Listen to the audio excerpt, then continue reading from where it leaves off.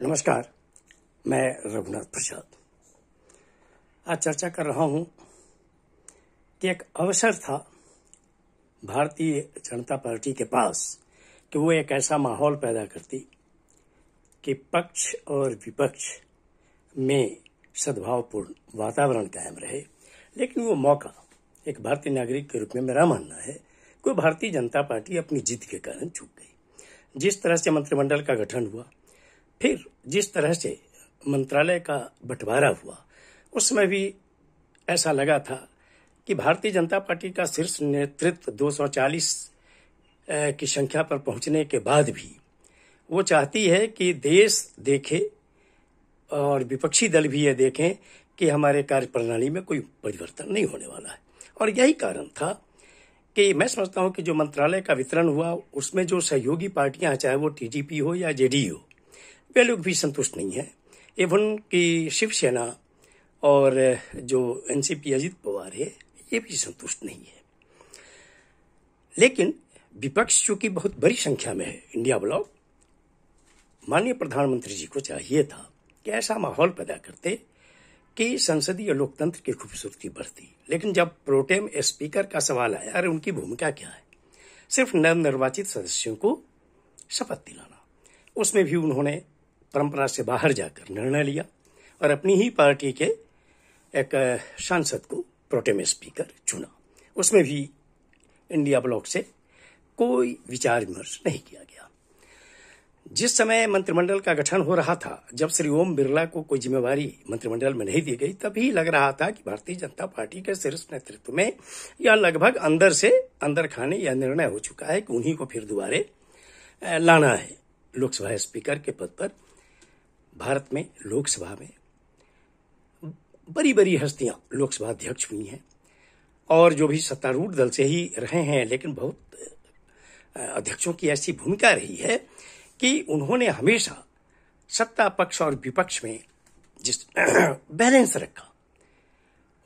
समय समय पर जो महत्वपूर्ण विधेयक रहे उनको स्टैंडिंग कमेटी में भेजने का काम किया, विपक्ष को बोलने का पूरा अवसर दिया गया। विधेयक पारित कराने के पहले निश्चित तौर पर उनकी आवाज सुनी गई, सलाह ली गई। लेकिन विगत जो 5 वर्षों में श्री ओम बिरला साहब ने जिस तरह से सदन का संचालन किया लोकसभा का, वह देखने से लगता है कि वो अपनी पार्टी की दलगत प्रतिबद्धता से बाहर आने को तैयारी। यही कारण था कि जब उनके नाम की घोषणा हुई कि ये स्पीकर के प्रत्याशी होंगे, तो इंडिया ब्लॉक को कहिए कि मजबूरन एक प्रतीकात्मक तौर पर, वो भी जानता था कि जीत श्री ओम बिरला की ही होगी, लेकिन प्रतीकात्मक की। वैसे अध्यक्ष जिन्होंने श्री राहुल गांधी जी के बहुत समय बोलने पर माइक को बंद करवाना उचित समझा, जिन्होंने उनकी बातों को काट काट कर प्रोसीडिंग में लाना उचित समझा, अन्य भी सांसद उससे प्रभावित हुए। और जिस तरह से सूरत के एक कोर्ट के फैसले के बाद आनन फानन में उनकी सदस्यता समाप्त की गई, उनसे सरकारी आवास खाली कराए गए, तब भी लगा था कि चूंकि उनके भाषण में एक अडानी का नाम आ गया था, तो इस तरह से ऐसा हुआ। सैकड़ों विपक्षी सांसदों का जिस ढंग से निलंबन हुआ, वो भारतीय संसदीय इतिहास में एक अजीब बात थी। और बहुत ही महत्वपूर्ण विधेयक बिना बहस के, इवन की जब निष्कासन की अवधि थी उसमें भी कुछ विधेयक पारित हुए, और बहुत महत्वपूर्ण विधेयक तो बिना उचित बहस के पारित करा दिए गए। और स्टैंडिंग कमेटी में तो जाने की परंपरा ही लगभग समाप्त हो गई। इनके पूरे कार्यप्रणाली को देखने से लगता है कि विपक्ष के सामने में कोई रास्ता नहीं था। जहां उपाध्यक्ष पद का सवाल था, 1991 से लेकर 2014 तक, चाहे सरकार कांग्रेस के नेतृत्व वाली हो या भारतीय जनता पार्टी के नेतृत्व वाली हो या संयुक्त मोर्चा सरकार हो, सभी में उपाध्यक्ष का पद विपक्ष के सबसे बड़े दल को ही देने की एक तरह से परंपरा थी। बीच में टीडीपी को मिला था, लेकिन 2014 में भारतीय जनता पार्टी ने इस परंपरा को तोड़ा और अपनी जो एलाइड पार्टी थी एआईएडीएमके, उनके एक सांसद को डिप्टी स्पीकर बनाया और 19 से 24 तक तो डिप्टी स्पीकर का पद खाली रहा। तो ये है स्थिति। और आज जब ध्वनि मत से ये स्पीकर चुने गए, जबकि बहुत अच्छा माहौल था, लेकिन जो स्थिति आई है, आपातकाल पर जो बात आई, मुझे लगता है कि भारतीय जनता पार्टी ये चाहती ही नहीं है कि सदन सुचारू रूप से चले और अच्छी बहस हो प्रत्येक आवश्यक विषय पर, महत्वपूर्ण विषय पर। और आज जो स्थिति आई है, आखिर आपातकाल के नाम पर कब तक ढोएगी भारतीय जनता पार्टी? कांग्रेस भी इस बात को समझती है और अब देश की जनता भी समझती है। देश की जनता को भरमाना बहुत मुश्किल है। जैसे मंदिर मस्जिद के नाम पर अब जनता को नहीं भरमाया जा सकता, धर्म विभाजन के नाम पर जनता को नहीं भरमाया जा सकता, वैसे ही आपातकाल को लेकर अब जनता को नहीं भरमाया जा सकता है। अब बहुत हो गया। अब जनता चाहती है कि महंगाई पर काबू हो, और लोगों को रोजगार मिले। युवा पर ही रोजगार चाहती है, शिक्षा की अच्छी व्यवस्था चाहती है, स्वास्थ्य की अच्छी व्यवस्था जनता चाहती है। और इस तरह से ये करना चाहिए भारतीय जनता पार्टी को। लेकिन लगता है कि जो टकराव की स्थिति आज ही दिखी, उससे नहीं लगता है कि आने वाले दिनों में भी बहुत अच्छी स्थिति संसदीय लोकतंत्र के लिए भारत में आने वाली है। और ऐसी स्थिति होगी तो मुझे लगता है कि श्री नीतीश कुमार जैसे लीडर, जो निश्चित तौर पर सोशलिस्ट हैं, सेकुलर हैं और डेमोक्रेटिक स्थिति से उन्हें बहुत लगाव भी है, वो कितने दिनों तक उनके सहयोगी एनडीए के रह पाएंगे। और अगर श्री नीतीश कुमार जी को बुरा लगेगा तो आने वाले कल में टीडीपी भी अपना रास्ता जरूर ढूंढने को मजबूर हो जाएगी।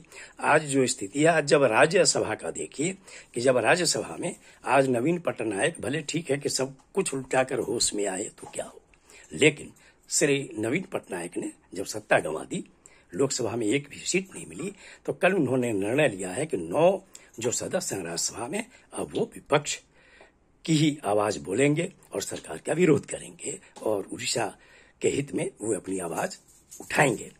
मुझे लगता है कि जगन मोहन रेड्डी के जो 11 सांसद हैं राज्यसभा में, उनका भी इस तरह का निर्णय होगा। अभी भी एक भारतीय नागरिक के रूप में मुझे उम्मीद है कि भारतीय जनता पार्टी के शीर्ष नेतृत्व को टकराव से बचना चाहिए। और विपक्ष में चूंकि एक ऐसी सहमति बन गई है कि इंडिया ब्लॉक की ओर से चूंकि नेता प्रतिपक्ष चुन लिए गए हैं, श्री राहुल गांधी, उन्होंने स्वीकार कर लिया है, तो भारतीय जनता पार्टी को यह समझना चाहिए कि श्री राहुल गांधी अब तप गए हैं। उत्तर से दक्षिण की यात्रा, पूरब से पश्चिम की यात्रा और लोकसभा चुनाव में जिस तरह से उन्होंने नेतृत्व किया है और कांग्रेस पार्टी की संख्या को डबल कर दिया, इंडिया ब्लॉक की संख्या काफी बढ़ गई और हर ओपिनियन पोल और हर एग्जिट पोल को उन्होंने तार तार कर दिया इंडिया गठबंधन ने। और जिस तरह से उभार हुआ है कांग्रेस का, समाजवादी पार्टी का, टीएमसी का और अन्य पार्टियों का, उससे ये लगता है कि अब विपक्ष आसानी से इनके दबाव में नहीं आने वाला है। पुनः अनुरोध है भारतीय जनता पार्टी से कि संसदीय लोकतंत्र के हित में, देश के हित में ऐसा माहौल पैदा करने का वो प्रयास करे। उन पर जिम्मेवारी है कि देश सरकार अच्छे ढंग से काम करे, अच्छे कानून बने जनता के हित में और टकराव की स्थिति बंद हो।